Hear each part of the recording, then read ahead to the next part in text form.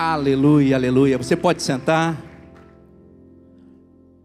Queridos, é uma grande alegria poder estar aqui, compartilhar da palavra do Senhor, compartilhar aquilo que o Senhor colocou no meu coração para esta noite, para te entregar esta noite. Compartilhar das grandezas de Deus. E o que falar sobre as grandezas de um Deus que criou os céus, terra e tudo o que nela há, inclusive você e eu. Um Deus majestoso, um Deus grandioso. E como não incluir dentre as grandezas de Deus, ou não falar do seu amor, não falar da sua benevolência, deste amor tão grande, que nos amou primeiro, um amor capaz de sacrificar o seu Filho unigênito para que você e eu fôssemos salvos. Tem salvo aqui essa noite? Glória a Deus. Esse mesmo Deus que primeiro nos amou e que nos deixou por escrito a sua palavra, e eu creio que o Senhor, Ele já nos deixou escrito, revelado na sua palavra, tudo o que você e eu precisamos para hoje recebermos a nossa vitória, para hoje conquistarmos a nossa vitória. Você está no culto da vitória, e o Senhor, Ele já conquistou tudo aquilo que você e eu, hoje, estamos aqui para receber.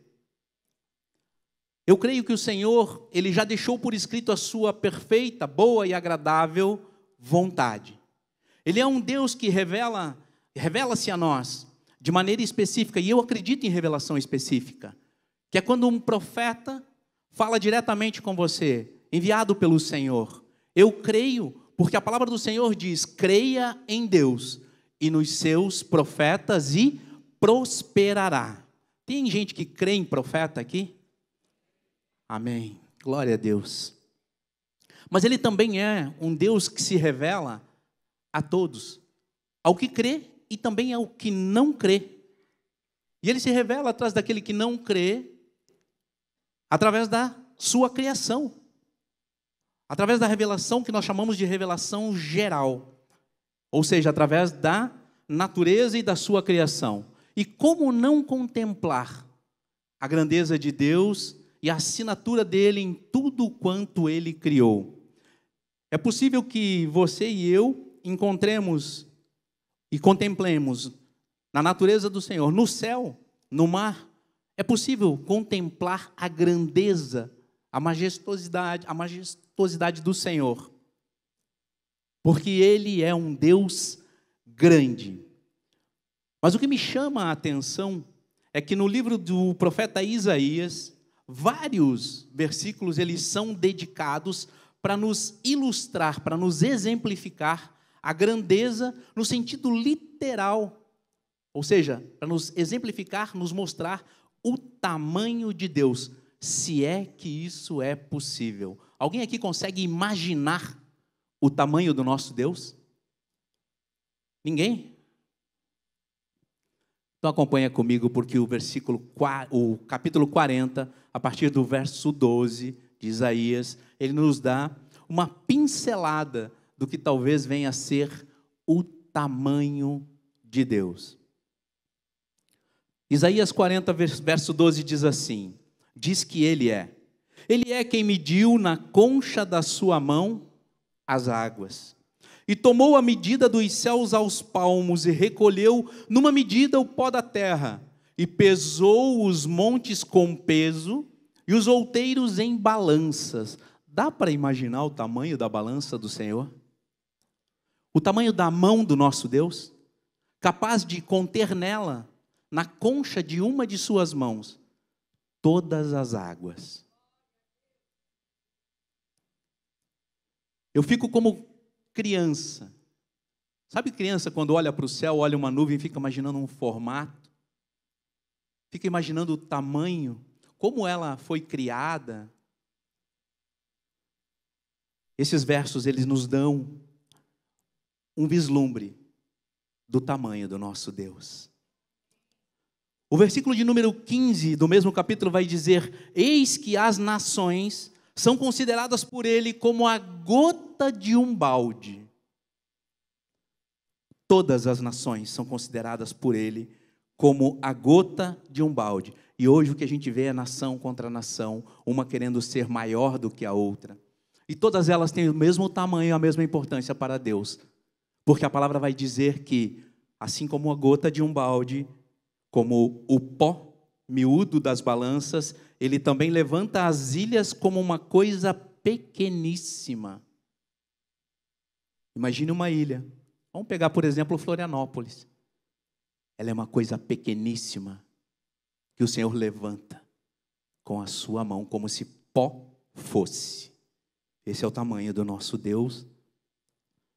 Versículo de número 17 vai dizer que todas as nações são como nada perante ele, e ele as considera menos do que nada e como uma coisa vã, sem valor. Versículo 18 diz: a quem, pois, fareis semelhante a Deus, ou com o que o comparareis? O nosso Deus é incomparável. A majestosidade, a grandeza do nosso Deus é algo incomparável. Versículo de número 22 vai dizer assim: ele é o que está sentado sobre o círculo da terra. Algumas traduções vão dizer sobre a redondeza da terra. E ainda há quem diga que ela é plana. Eu creio na Bíblia. Tem mais alguém que crê na Bíblia aí? Glória a Deus. Ele está sentado sobre o círculo da terra, cujos moradores são para ele como gafanhotos, e ele é o que estende os céus como cortina e os desenrola como tenda para neles habitar. Ele é o que reduz a nada os príncipes e torna em coisa vã os juízes da terra. Eu fico realmente como criança imaginando a grandeza, o tamanho do nosso Deus. E outro dia, num voo daqui para São Paulo, normalmente eu voo muito cedo ou volto muito tarde, e esse eu peguei um voo no meio da manhã, céu aberto, céu de brigadeiro, e eu me peguei assim, como criança, contemplando a grandeza, a majestosidade do nosso Deus. Porque, como eu disse, era um dia de céu aberto, um céu de brigadeiro. E eu fiquei vendo, contemplando a grandeza do céu, no horizonte, tocando o mar. Eu olhava para baixo e via os grandes navios que nós estamos acostumados a ver aqui no nosso litoral, na nossa costa. E eu via os navios lá embaixo, pequenininhos, como se formiga fossem. E eu estava a bordo de um aeroplano, pensado e construído pelo homem. Pensado e construído pelo homem, feito à imagem e semelhança de Deus. Porém, que utiliza apenas 1/3 da sua capacidade de pensar e de executar. E eu me peguei como criança. Sabe como que eu me senti?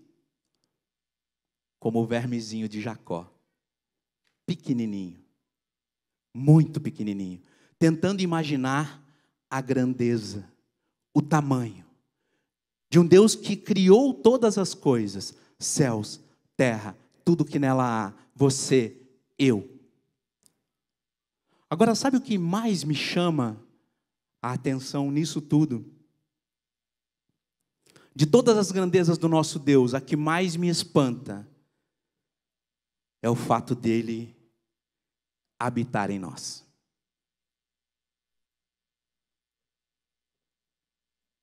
Porque sim, esse mesmo Deus que nos espanta pela sua grandeza, majestade e poder, ele também já habitou numa tenda, ele já habitou num tabernáculo, que ele próprio pediu para que Moisés construísse. E para quê? Para que ele estivesse se relacionando com o homem. Para que ele estivesse perto de nós. Assim como ele fazia no início, em que ele visitava o homem na viração do dia, porque ele queria relacionamento. E eu vou te dar aqui 3 três cenários, ou três tempos, três dispensações, como dizem os teólogos, e eu vou excluir algumas delas e vou ficar só com três. Três tempos, três dispensações. Esse tempo em que Deus habitava num tabernáculo feito por mão de homem, mas dentro desse tabernáculo tinha a sua presença. E esse tempo eu vou chamar de o Deus por nós. Nesse tempo ele era a nuvem de proteção durante o dia, ele era a coluna de fogo durante a noite, para iluminar e para aquecer. Ele era a provisão na forma do maná, todos os dias. Ele era a provisão de água, quando mandava fender a rocha, para nos alimentar, para nos saciar a sede. Este era Deus por nós. Um segundo tempo, ou uma segunda dispensação de tempo, ele era Deus conosco, o Emanuel, habitando na terra, quando o Verbo se fez carne e andou no meio de nós. Jesus, o Verbo encarnado, Deus conosco, o Emanuel. Que quando assuntou aos céus, quando subiu aos céus, disse: é necessário que eu vá para que o outro venha. Esse outro é o Espírito Santo de Deus, que abre um outro tempo, o tempo da graça. Um outro tempo, aonde ele veio habitar em nós. Tem gente aqui no qual o Senhor habita, o Espírito de Deus habita? Glória a Deus, glória a Deus. Porém, a palavra diz que Deus, ele está assentado em seu majestoso sublime trono, e Jesus, que no meio de nós operou milagres, sinais, prodígios, maravilhas, está à sua destra. E hoje você e eu nos relacionamos com aquele que habita em nós, aquele a quem o Senhor Jesus disse que haveria de enviar, o Consolador, o doce amigo, o Espírito Santo de Deus. Nós nos referimos ao Senhor ou ao Espírito Santo de Deus sempre como a terceira pessoa da Trindade. Sim ou não? Não é assim que todos o reconhecem? Só eu já ouvi isso. Tem mais gente que ouviu isso? O Espírito Santo como a terceira pessoa da Trindade. Agora vamos combinar. Quem lembra do terceiro lugar? Quem lembra do terceiro lugar? Alguém lembra quem foi o terceiro colocado na Fórmula 1 esse ano? Tem um ali que levantou a mão, mas não sei não. Se eu pedir, acho que ele não vai lembrar o nome. Tem alguém que lembra quem foi o terceiro colocado na última Copa do Mundo? Nós fomos programados para lembrar do primeiro, do segundo, e aí a gente fala sempre com Deus, a gente fala em nome de Jesus, e a gente deixa de se relacionar com aquele a quem nós julgamos ser a terceira pessoa da Trindade. Porém, ninguém quer ser o terceiro, porque ninguém lembra. Gênesis 1 vai dizer: o Espírito de Deus pairava sobre a imensidão das águas. E depois veio a palavra que tudo criou. O Espírito vem antes da palavra. O Espírito de Deus veio sobre Maria e ela concebeu. E deu à luz um filho chamado Jesus, o Verbo encarnado. O Espírito veio antes da palavra. Moisés, a Bíblia diz que o Espírito de Deus pairou sobre o monte. Moisés subiu, ficou lá por 40 dias e desceu com as leis, com a palavra. Primeiro veio o Espírito, depois veio a palavra. Jesus Cristo disse aos seus discípulos: permaneçam em Jerusalém, até que venha do alto o poder. Pedro não pregava, nenhum deles pregava. E após 50 dias, quando estavam reunidos, veio sobre eles o Espírito. E Pedro, pela primeira vez que se levanta como igreja, ele vai pregar e ele lembra aquilo que já estava profetizado pelo profeta Joel.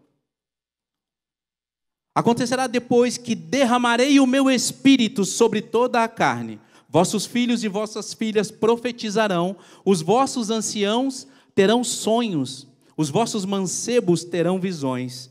Primeiro veio o Espírito, depois a palavra.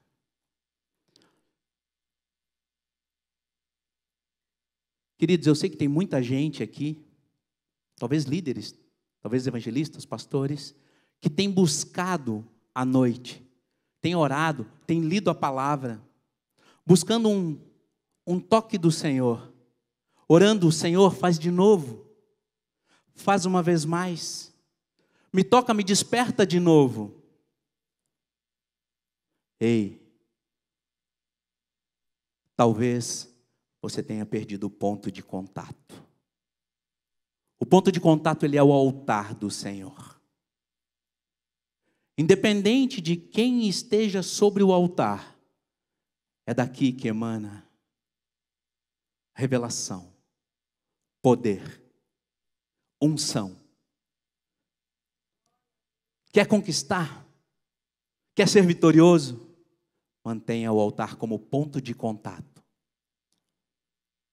Talvez você esteja aqui hoje pela primeira vez. Talvez você tenha vindo convidado. Ou talvez faça algum tempo que você não se relaciona mais com o Senhor. Você estava afastado da presença do Senhor. Mas o Espírito Santo de Deus, como disse o pastor Michael na abertura deste culto, ele se faz presente. Eu creio na presença do Espírito Santo de Deus aqui nesta noite. E não porque eu estou aqui em cima, mas porque este é o altar do Senhor, o ponto de contato de Deus comigo e contigo. Há cerca de uns 60 dias, talvez um pouco mais, nós tivemos um encontro com Deus realizado pelo Ministério de Casais. E eu fui ministrar sobre o Espírito Santo de Deus, eu fui ministrar o Espírito Santo de Deus. E enquanto eu me preparava, eu voltei a ler Bom Dia Espírito Santo, um best-seller do Benny Hinn.